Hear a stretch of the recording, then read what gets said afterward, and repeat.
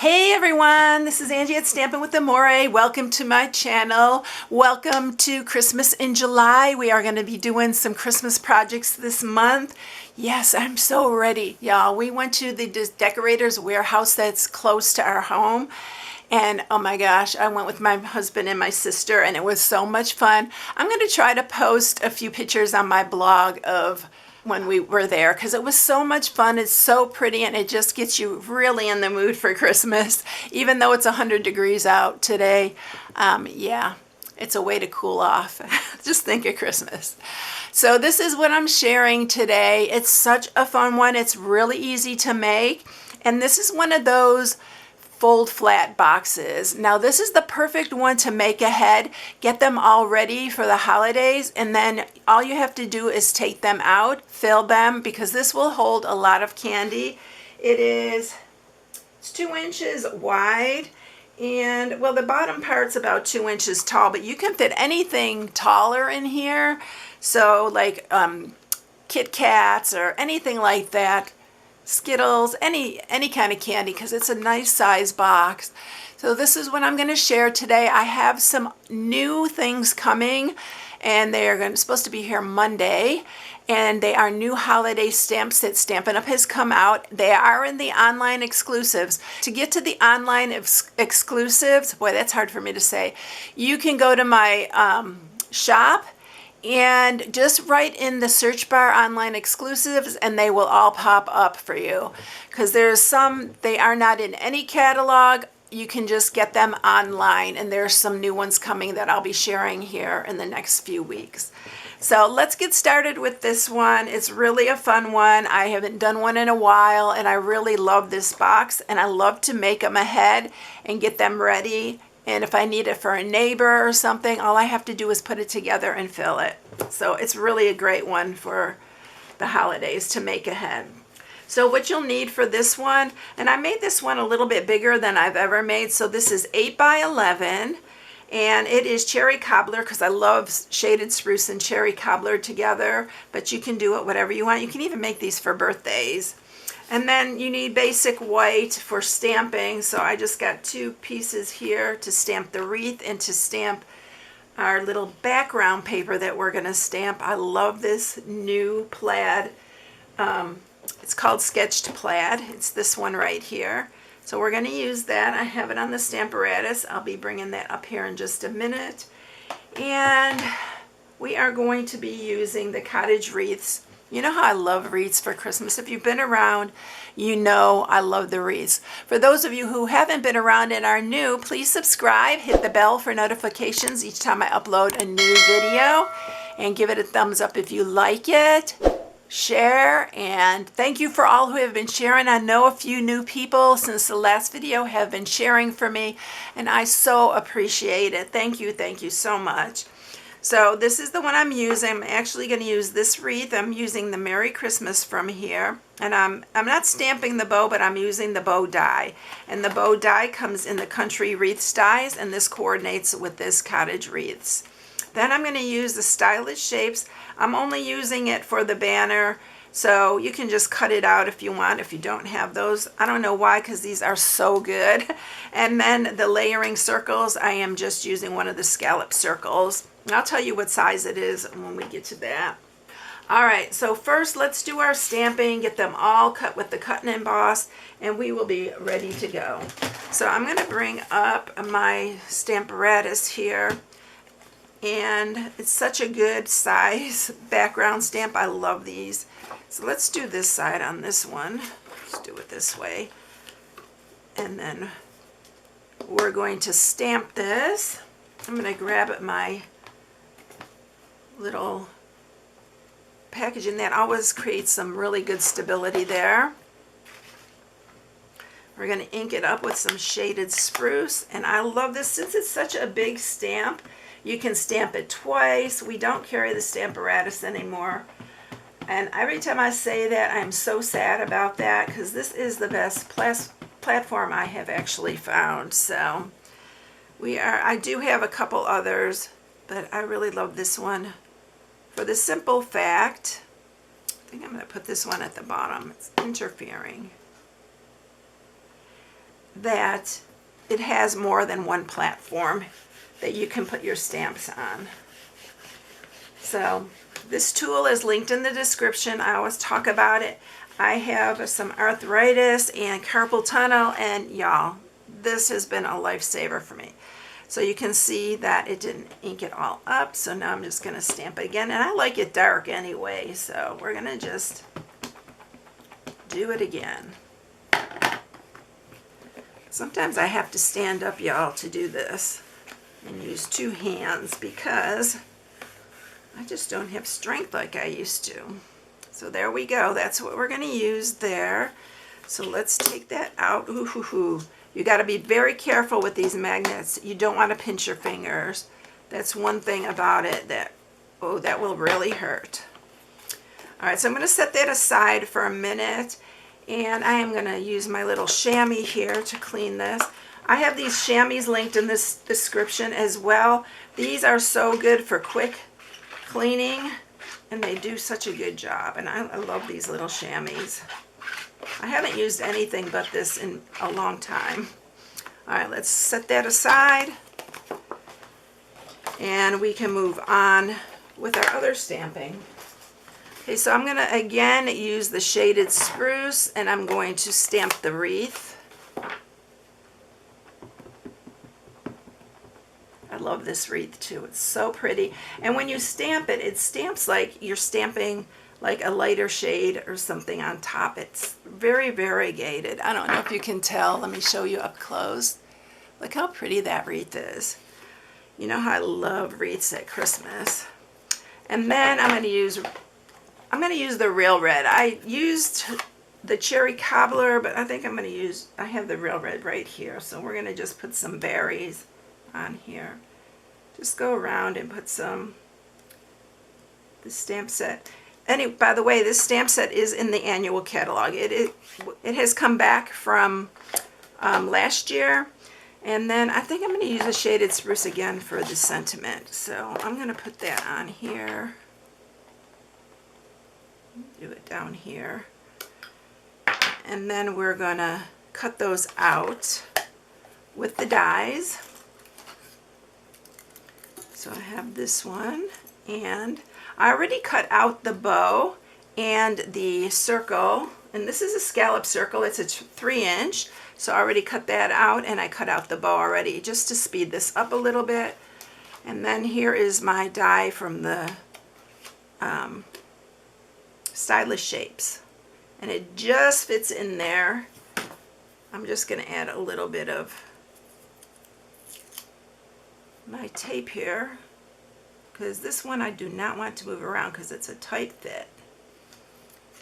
So we're going to run these through, and I'll be right back with those. Okay, here's our wreath and our sentiment. Look at, I got that all over me. I don't know how I did that, but this is one of those colors that does get all over. I don't want to mess up my others. So we're going to set this aside, and we're going to make our box. All right, so we're going to score this. We're going to score it on the 11-inch side, and we're going to score it at 3/4, 4.5, 6.5, and 10 1/4. All these will be in the inspiration sheet on my blog at StampingWithAmore.com. And then on the 8-inch side, we are going to score it at 2 and 6. And that is it. We are going to do a little bit of hand scoring. So what we're going to do here, first I'm going to mark where I want to score it. And on these ends, so on the ends here, we are going to score, I'm going to go from this score mark right here, and we are going to mark that at 2 inches. Make sure you mark it accurate because it will make a difference in your box. So I'm just going to put a little dot right there. And then we are going to do it 2 inches from this side. And just mark that. And then you're going to do it on the top part as well. So we're going to do it at 2 inches. And you could do it at 2 and 6. Or you can just do it like I'm doing it at 2. Let's do it this way so I can see it better. And then what you're going to do is you are going to go from this corner right here to that mark that we just made. So we're going to score it from there to that mark on a diagonal, and you want to bring it toward you. And then we're going to do this one as well to that score mark.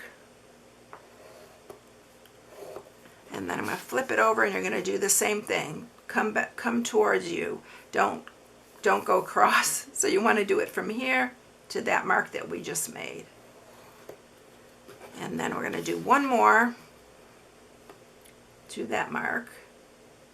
I think this may be the biggest one I've made. All right, so now what we're going to do is fold on all these score marks. So I'm going to just go ahead and do these first.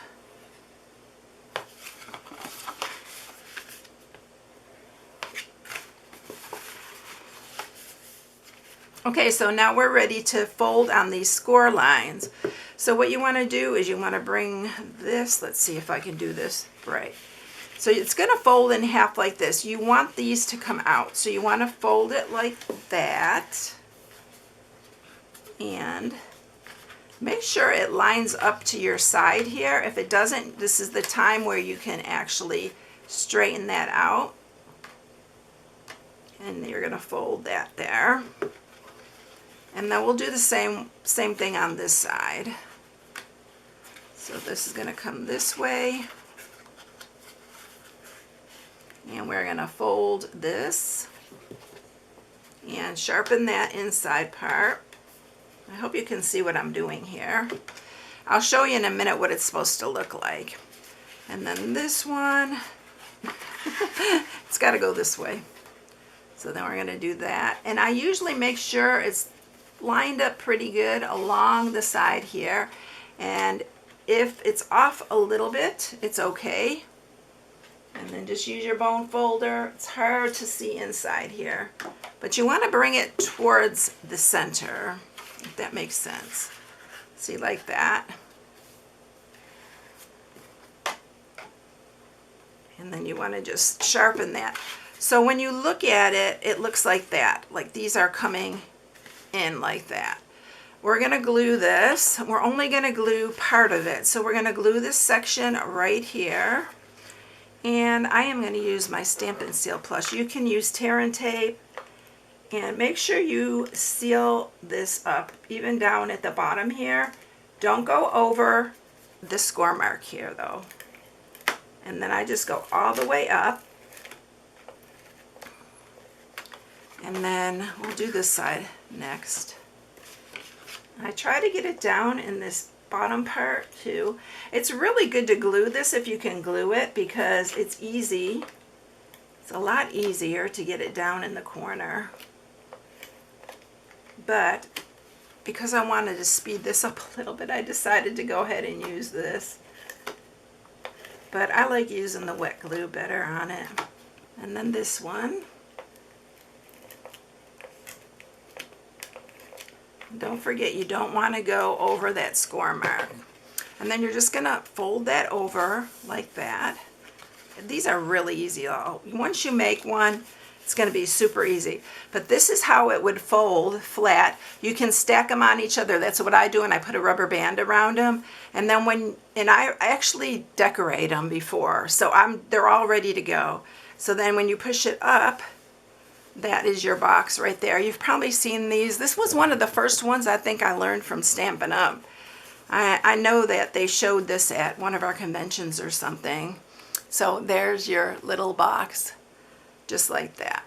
Now I'm going to go ahead and decorate it first. So pick whatever side you want. And what I usually do here is I usually just go back over to make sure everything is nice and flat. All right, so let's decorate it. So what you need to do first, you need to bring up your trimmer. We need to trim this piece, and you need to trim it to 3 3/4. But I'm going to cut off the end here first. And this little top part here.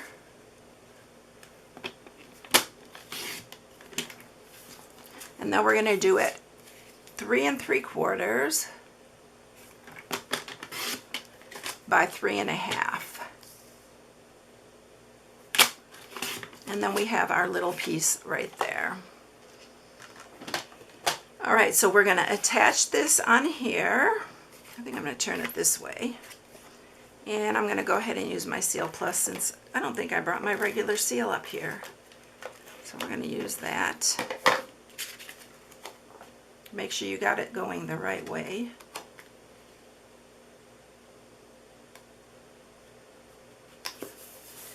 And then we are going to grab our little scallop circle, our little wreath here, and I am going to pop the wreath up with dimensionals.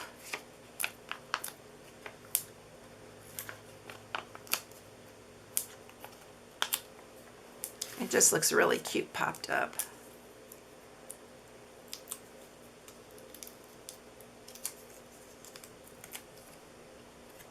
And we're going to put that on there.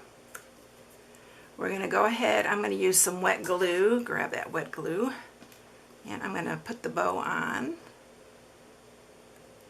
I think I also popped up the bow, but I guess we're not going to pop it up this time. So we're going to put the bow there. And then we're going to pop up the sentiment, and I'm going to use some mini dimensionals.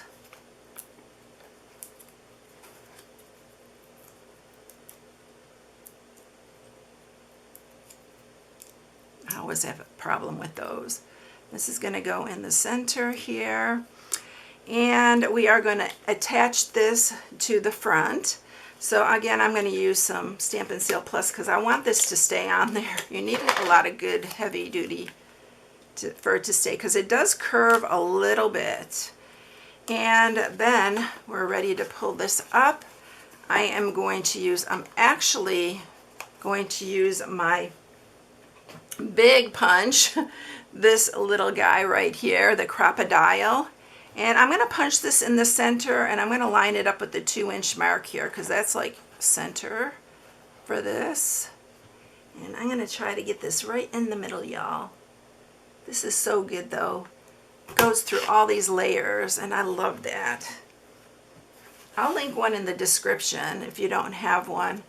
And then I am using the Real Red and Garden Green. This is from last year. It came back. And so we're going to use that for our ribbon. You can put 2 holes in this and give it a handle. You can do so many different things with this, but I'm just going to use this one little bow, and we're going to make a bow out of it. I just like the bow.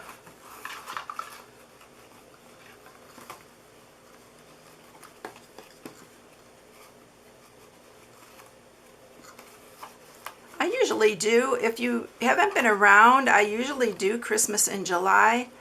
And so if you want to look at any of the other videos from like the past years, you will see those on my YouTube channel.